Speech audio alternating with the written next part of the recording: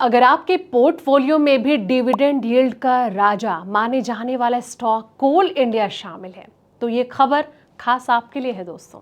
ऊर्जा की बढ़ती मांग को पूरा करने के लिए कोल इंडिया ने अपनी लॉन्ग टर्म ग्रोथ का पूरा रोड मैप तैयार कर लिया है। कंपनी का मुख्य फोकस अब जमीन अधिग्रहण, आधुनिक माइनिंग इंफ्रास्ट्रक्चर और ट्रांसपोर्टेशन लॉजिस्टिक को नया रूप देने पर है।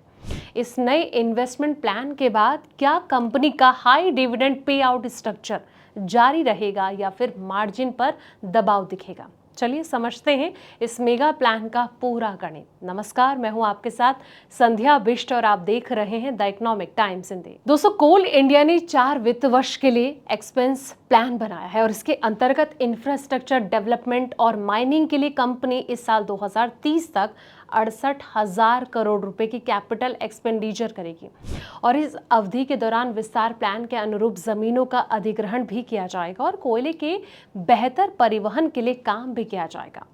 कोल इंडिया के इस निवेश प्लान का उद्देश्य माइनिंग से जुड़े कामों में आधुनिकीकरण लाने के साथ ही उत्पादन क्षमता बढ़ाना और सौर परियोजनाएं आदि ये शामिल होना है। कोल इंडिया की विस्तार योजना जो है वित्त वर्ष 2027 के बाद और वित्त वर्ष 2030 तक कंपनी ने 68,000 करोड़ रुपए निवेश करने का प्लान बनाया है।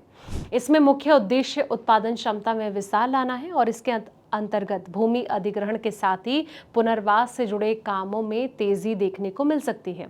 तो कुल खर्च का लगभग 1/3 हिस्सा इन्हीं कामों पर खर्च किया जाएगा। दोस्तों, अभी जो खदानें हैं उनके विस्तार के लिए ही भंडार को बढ़ाने के लिए भूमि अधिग्रहण बहुत जरूरी कारक है और इसके अलावा खदानों से निकालने वाले कोयले के परिवहन पर भी खर्च किया जाएगा। लगभग 17,000 करोड़ से ज्यादा का जो निवेश है कोयला एक्विजिशन इंफ्रास्ट्रक्चर पर किया गया है। लगभग 9,000 करोड़ रुपए से ज़्यादा का जो निवेश है वो कंपनी संयंत्र मशीनों पर कर रही है और इसके अलावा मशीनों की दक्षता में सुधार लाने, कोयले की गुणवत्ता बढ़ाने जैसे कामों पर भी ये जो है खर्च किया जाएगा।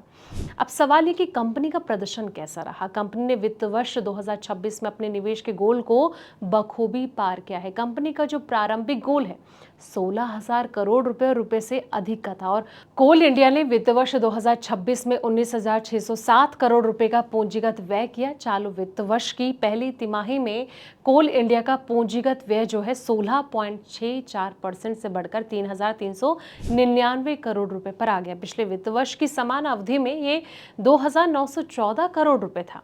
अब निवेशकों की किन बातों पर नजर रह सकती है इसके बारे में डिटेल में समझते हैं। निवेशकों की नजरें कंपनी के प्रॉफिट मार्जिन, उत्पादन क्षमता, व्यय योजनाओं पर रहती हैं। कंपनी ने जो नया विस्तार प्लान बनाया है, आने वाले समय में कोयले की सप्लाई बढ़ेगी। हालांकि कंपनी भविष्य में कैसा प्रदर्शन करती है ये उसकी प्रमुख क्षमता के साथ ही लाभांश देने की जो क्षमता है इस पर डिपेंड करेगा।